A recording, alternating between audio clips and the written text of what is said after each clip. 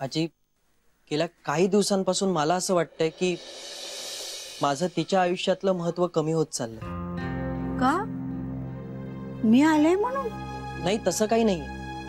पण आजकाल ती सगळे निर्णय स्वतःच घेते. माझ्याशी जरा सुद्धा डिस्कस करत नाही. मी सगळ्यात तिच्या बरोबर आहे, प्रॉब्लेम सॉल्व्ह करायला समर्थ आहे. हा तिचा विश्वास उडत चाललाय असं वाटतंय मला. एका स्वतंत्र विचाराच्या मुलीच्या नवऱ्याला असं नेहमीच वाटत असतं. तू काही नवा नाहीयेस, पण तिचा उद्देश वाईट आहे असं वाटतंय का तुला? नाही. नेहमी तुझ्या पाठीशी उभ्या राहणारे तुझ्या बायकोला आता तू पाठीशी उभं राहावंस असं वाटलं तर त्यात काय बिघडलं? आणखीन एक सांगते, नवरा बायकोत मीला कायमचा रामराम करायचा असतो आणि आपणला महत्व द्यायचं असतं. म्हणजे जे काही केलं ते आपण केलं, म्हणजे यश आलं तरी ते दोघांचंच आणि अपयश आलं तरीही ते दोघांचंच. मग एकमेकांना दोष द्यायची वेळच येत नाही. आणि तरी जर ती चुकते असं तुला वाटत असेल ना, तर एक लक्षात ठेव, नवरा बायकोच्या नात्याची सुंदरता एकमेकांच्या चुका स्वीकारण्यातच आहे. तिला गुणदोषासकट स्वीकारणं हेच खरं प्रेम आहे. खरंय, तुम्ही म्हणालात ते पटलंय मला. पण आता मी तिच्याशी असा वागल्यामुळे ती हिरमुसली असेल. आता तिची समजूत कशी घालू मी? अरे छोट्या छोट्या गोष्टीतही ना बायका खुश होतात. एक छोटस छानस काहीतरी घेऊन ये, समजेल बघ ती. हो, येतो. राया, राया, मला सोड ना जाता आता. हो चला, सोडतो ना. येतो आजी. मी सांगितलेलं लक्षात ठेव रे. हो. चल.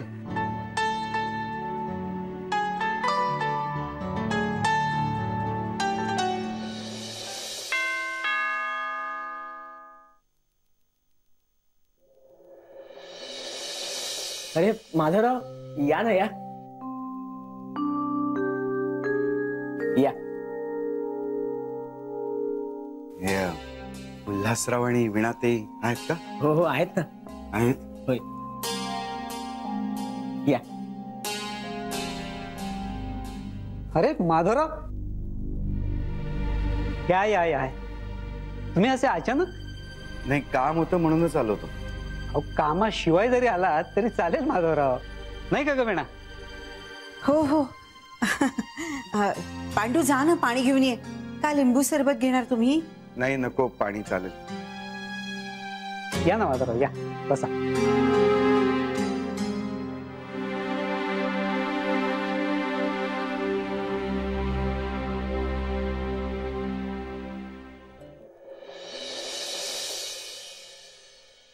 हा, बोला माधवराव, काय काम होतं?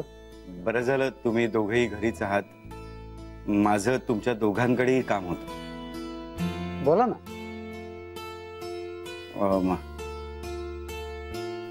खरं तर कसं बोलू हेच कळत नाहीये. मला जरा अवघडल्यासारखंच होतंय. बाई बाई बाई, आता हे काय आणखी नवीन काढलं? परत पैसे मागायला आलात की काय? वीणा, वीणा जरा गप्प राहा. हा, बोला माधवराव. वीणा, ते नाही, म्हणजे ते पैसे पकडले गेले त्यानंतर तुमचा माझा काहीच कॉन्टॅक्ट नाही. आणि उद्या कोर्टात माझी डेट आहे उल्हासराव. मी काय करू? म्हणजे? नाही म्हणजे किती नाही म्हणलं तरी उद्या नाईलाजाने का होईना, पण मला कोर्टात वीणाताई तुमचं नाव घ्यावं लागेल.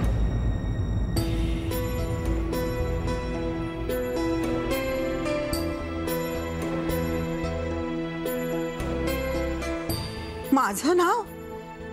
अहो, पण माझं नाव कशाला घ्यायला हवं?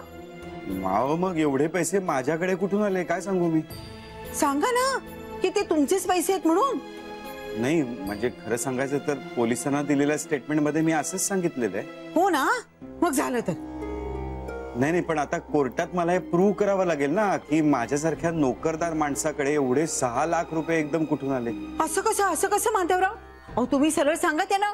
म्हणावं की होते माझ्या एका कामाचे पैसे. अहो वीणाताई, कोर्टात असं एक काम असं म्हणून चालत नाही हो. तो समोरचा वकील मला लगेच विचारेल कुठलं काम, रेकॉर्ड दाखवा, कुठून आले पैसे. मग त्यावेळेला मी काय सांगू? बाई बाई बाई बाई, बघताय ना, एक केस झाली यांच्यावर तर माझ्याशी कसे कोर्टाची भाषा बोलायला लागलेत. अहो ऐकताय ना तुम्ही? अहो नाही, मला जेवढं माहिती तेवढंच मी सांगतोय. मला तर वाटतंय उद्या कदाचित तुम्हाला कोर्टातही यावं लागेल. मी येऊन काय करू तिथे? मी नाही बी येणार. आणि तुमचे ते वकील ते काय करतायत? माझ्या आईने खास मुंबईहून तुमच्यासाठी बोलवले होते ना, ते काय करतायत? हे बा, मी काही कोर्टात येणार नाही. नाही म्हणजे नाही, ठरलं म्हणजे ठरलं म्हणजे ठरलं. असं कसं वीणाताई? तुम्हाला कोर्टात तर यावंच लागेल, नाही तर पोलीस घरी येतील. आवडेल का तुम्हाला ते? मला तर अजिबात नाही आवडणार. आणि राहता राहिला प्रश्न तुमच्या आईंनी दिलेल्या हुशार वकिलांचा. त्यांनी मला तुम्हाला कल्पना द्यायला पाठवलंय की तुमच्या बाबतीत पुढे काय काय होऊ शकतं. मी माझ्या मनचं काहीच नाही सांगत आहे. हो, प्लीज तुम्ही सहकार्य करा जरा. हा, अच्छा अच्छा, म्हणजे हे सगळं त्या वकिलांनी तुम्हाला माझ्याशी बोलायला सांगितलंय का? आत्ता आलं माझ्या लक्षात. काय बाई तरी, अशी कशी माझी आई? तिला माझ्या नवऱ्याला गावाला घेऊन जायचंय आणि मला जेलमध्ये पाठवायचे. का वागते ही अशी? नक्कीच ती कुणाच्या तरी सांगण्यावरून. तुम्हाला खूप आनंद होत असणार ना या सगळ्या गोष्टीचा?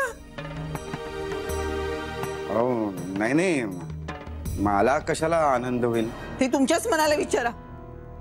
पण एक गोष्ट लक्षात ठेवा, या सगळ्या प्रकाराने मी अजिबात घाबरलेली नाहीये आणि घाबरणारही नाहीये, सांगून ठेवते.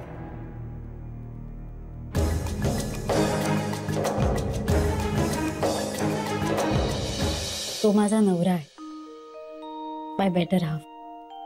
पण तरीही त्याच्यापेक्षा जास्त शेजारच्या 5 वर्षाच्या मुलीबरोबर बोलायला माझ्याकडे जास्त विषय असतात.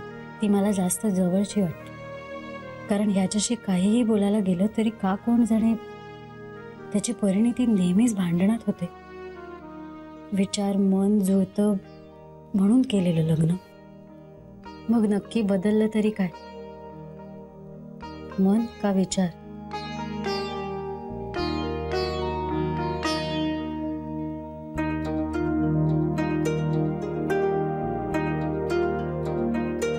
सगळ्या लग्नाचा शेवट असाच होतो का? नाही, असं कसं असेल? आजी आजोबांचं अजूनही एकमेकांवर प्रेम आहे, त्यांच्या वागण्यातून दिसतं ते. मग रायाचं आणि माझं नाही, भांडणं झाली म्हणून काय झालं? माझं रायावर खूप प्रेम आहे, ते अजिबातही कमी झालेलं नाही.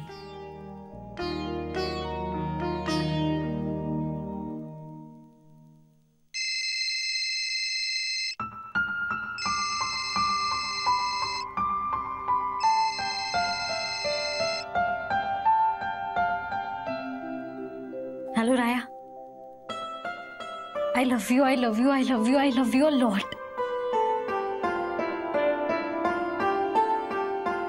I love you too. No matter what. म्हणजे तू माझ्यावर रागवला नाहीयेस? नाही ग, रागवण्यासारखं तू काय केलंस? खरं सांगतोयस ना? हो, मी तुझ्याशी कधी खोटं बोलतो का? बरं सांग, फोन कशाला केला होतास? डबा खूप छान झाला होता हे सांगायला फोन केला होता. मी नव्हताच केला, आईने आणि आजीने मिळून केला होता. पण तू त्यांना मदत तरी केली होतीस ना? नाही, अरे म्हणजे माझं ना लक्षच नव्हतं, पण ते बनवत होते ना तेव्हा मी तिथे होते.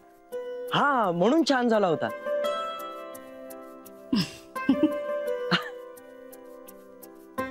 सॉरी.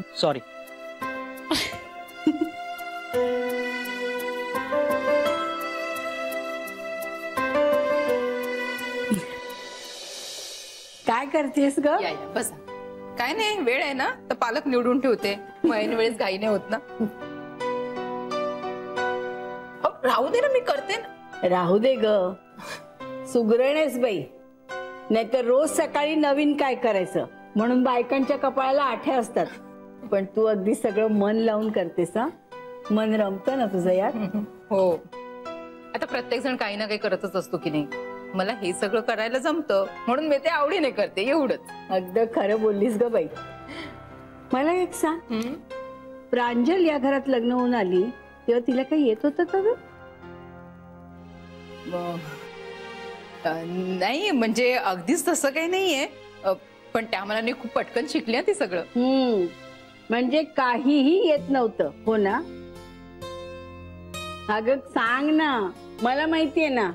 अगं वीणाचा स्वतःचाच अगदी स्वयंपाका तुझे, ती प्रांजलला काय शिकवणार? तुझ्यासारखी सासू मिळाली म्हणून, नाहीतर आमच्या प्रांजलचं काय झालं असतं कोणाच ठाऊक. माझ्यासारखी आजकाल कुठलीच सासू आपल्या सुनेचा छळ करत नाही आणि सुना सुद्धा सासूचं ऐकून घेत नाहीत. ते खरं आहे ग.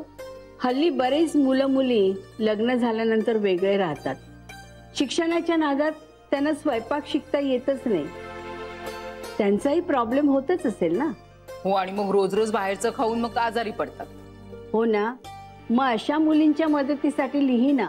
म्हणजे नुसत्या रेसिपीज नाही तर त्यांना मदत म्हणजे घाईच्या वेळेत काय काय बनवायचं, आधी त्याची तयारी कशी करायची, हे सगळं लिही ना. वाटलं तर आपण त्याला ना स्वयंपाक मॅनेजमेंट असं नाव देऊया. छान आहे की नाही? बापरे, एवढे कठीण शब्द वापरू नका. मी काही एवढी एक्सपर्ट नाहीये. अगं पण तुला अनुभव तर आहे ना. समज प्रांजलने आणि ऋतानं तुला काहीतरी प्रश्न विचारलेस आणि तू त्याची उत्तरं देतेस. कोणत्या गोष्टी कोणत्या रेसिपीसाठी योग्य आहेत आणि नेमकं त्या पदार्थाचं नाव काय, म्हणजे इंग्रजी नाव काय. इंग्रजी कशाला? अगं हल्लीच्या मुलींना कार्डमम म्हणजे वेलची आणि ॲसोफोटिडा म्हणजे हिंग हे सुद्धा माहिती नसतं. अगो बाई, असं म्हणतात होय? हे तर मलाही माहित नव्हतं. मला माहिती आहेत ना. मी लिहून देते ना इंग्रजी आणि मराठी नावं. आता सांग काय अडचण आहे? मी ना अशा बऱ्याच रेसिपी लिहून ठेवल्यात माझ्या वहीमध्ये. बघ, म्हणजे तुझ्याही मनात होतं ना असं काहीतरी. छे असं काही नाही, मी आपलं माझ्या सुनांसाठी लिहून ठेवलंय. चला मग त्यासाठी काय होईना लिही, पण मी सांगते ना त्या पद्धतीने लिही. ही घे डायरी. बघ, मी तुझ्याशी बोलते ना ते माझ्या लेकीला बघवत नाहीये. फोन आलाय तिचा, बघते काय म्हणते.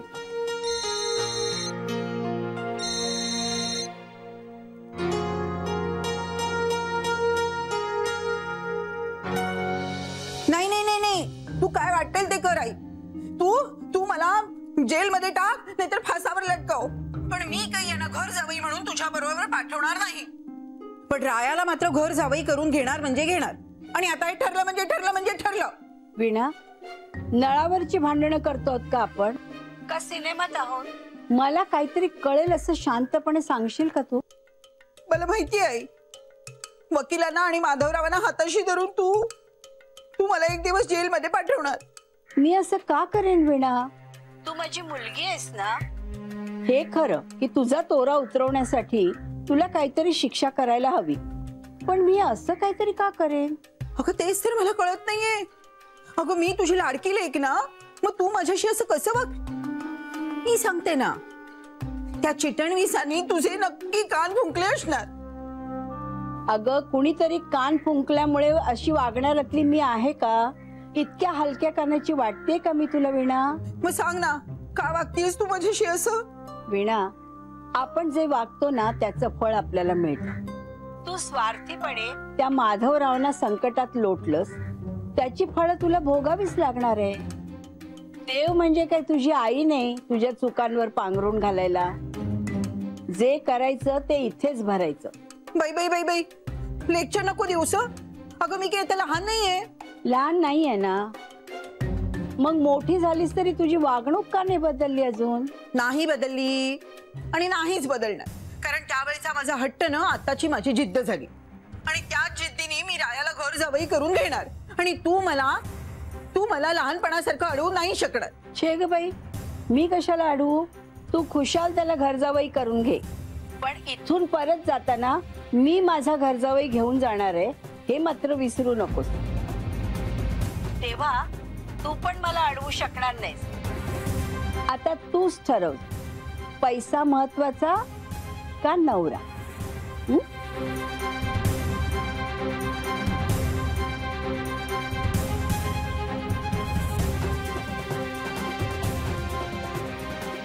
का माधवराव, खरंच प्रकरण एवढं गंभीर आहे का? नाही म्हणजे तुम्हाला किंवा वीणाला कोणाला त्रास होणार असेल ना तर मी माझ्या वकिलाशी बोलतो. नाही, खरं तर या प्रकरणात वीणाताईंचं नाव येण्याची शक्यता होतीच, कारण हे एवढे पैसे आमच्याकडे कुठून आले हे आम्ही कसं दाखवणार होतो ना. ते खरंच आहे, पण तेव्हाच तुमचे 20 लाख रुपये फेडण्यासाठी 2 लाखाचं कर्ज काढलं होतं आणि रायाला जी ऑर्डर मिळाली त्यातून कच्च्या मालासाठी त्यांनी 5 लाख रुपये बँकेतून काढून ठेवले होते. सो असे आम्ही ते 6 लाख आहेत असं दाखवणार होतो. हो आय सी. आणि तुम्हाला तर माहितीच असेल की काही झालं असतं तरी मी वीणाताईंचं नाव कोर्टात घेतलंच नसतं. अच्छा, म्हणजे हे सगळं वीणाला घाबरवण्यासाठी चाललंय तर? हो, पण मी खरंच सांगतो यातला एकही शब्द माझा नाहीये. बसुआजींनी हे सगळं आम्हाला सुचवलं. नाही माहितीये मला, पण तुम्हाला हे असलं काही सुचू शकेल असं मला वाटत नाही. आणि तुम्ही जरी तसं वागला असतात ना तरी मी तुम्हाला दोष दिला नसता. अहो, कारण वीणा आजपर्यंत तुमच्याशी ज्या पद्धतीने वागली ते बघता तुम्ही जे केलं ना ते योग्यच आहे असं मी म्हणेन. चला मी निघू, मला ऑफिसला जायचंय, उशीर होतोय. हो, आणि आमच्या सासूबाईंना म्हणून मी संध्याकाळी येऊन जाईल, थोडं काम आहे. या ना, काहीच हरकत नाही. बरं मी निघू. हो.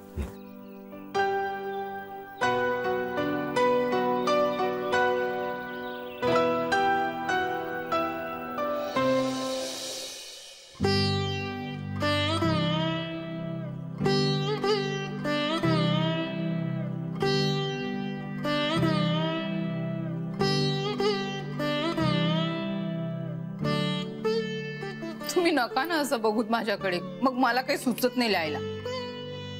बरं नाही बघ, तू काय लिहितेस ते तरी मला सांग ना. खरं सांगू, काय लिहू आणि काय नको असं झालंय मला. हो ना, बघ मला जमणार नाही म्हणत होतीस ना, आता इंटरेस्ट वाटायला लागलं की नाही? हो. मी काय म्हणते, वरणाची रेसिपी टाकू मी? अगं लिही ना. अगं मुलीने साधं वरण सुद्धा करता येत नाही. वर्णांचे कितीतरी प्रकार आहेत की नाही, मग तू सगळेचे सगळे लिहून टाक. बर. 7 प्रकार लिहिलेस ना तर आठवड्याच्या दर दिवसाचं वरण होऊन जाईल. मग सांग कोणते प्रकार येतात तुला? साधं वरण, 1, गोड वरण, 2, तिखट आमटी, 3, पंचडाळींची आमटी, 4, पालक डाळ, 5, दाल फ्राय, 6, आता एकच राहिलं, लवकर सांग. मसूरची आमटी. मग बघ 7 दिवसाची 7 वर्ण झाली की नाही? मग मला आता आठवलं, मला अजून 6-7 प्रकार येत आहेत. अगं मग तेही लिह ना. हो, पण तुम्ही मला इंग्रजी नावं सांगा. हा अगं ते तू विचार, मी सांगते ना. आपण फोडणीला टाकतो ना त्या पदार्थांची नावं आधी सांगा मला. राई, मस्टर्ड, जिरे, क्युमिन, कढीपत्ता, करी लिव्स, तेजपत्ता, बे लीफ, खसखस. वसोजी सांगताय ना? खसखस, पॉपी सीड्स. काय म्हणाला? Poppy seeds? पॉपी ग, पॉपी. Poppy seeds.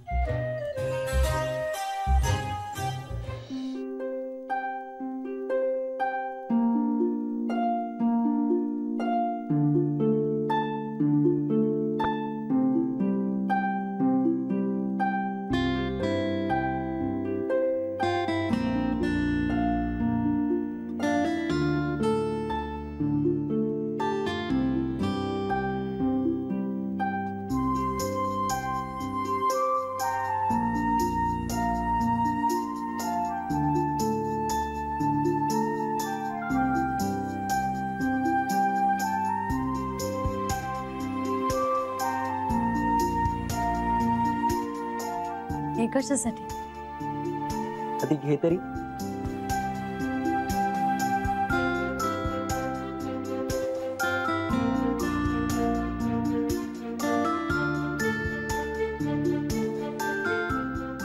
पण सॉरी.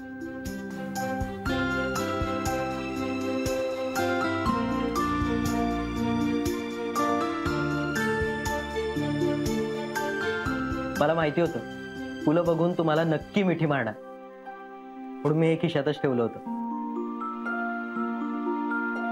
राया रे, तुला एवढं करायची खरंच गरज नव्हती. चूक माझी होती. प्रांजल, तू माझी बायको आहेस, त्यामुळे तुझी चूक ती माझी चूक असं समजून मी तुला जास्त सपोर्ट करायला हवा होता. खरं सांगू का, वसुआजीला इथे बोलवायच्या आधी मी तुला सांगायला हवं होतं. मी परत परत त्याच चुका करते ना राया. खरंच माझ्या मनात असं अजिबात नव्हतं की तू प्रॉब्लेम सॉल्व्ह नाही करू शकणार. मला खात्री आहे तुझ्याबद्दल, माझा पूर्ण विश्वास आहे तुझ्यावर. थँक्स, ऐकून खूप बरं वाटलं. चल आता मी तुला सॉरी म्हटलंय, आता तू. राया रे, असं काय करतो? मी म्हंटल ना तुला सॉरी. तसं नाही,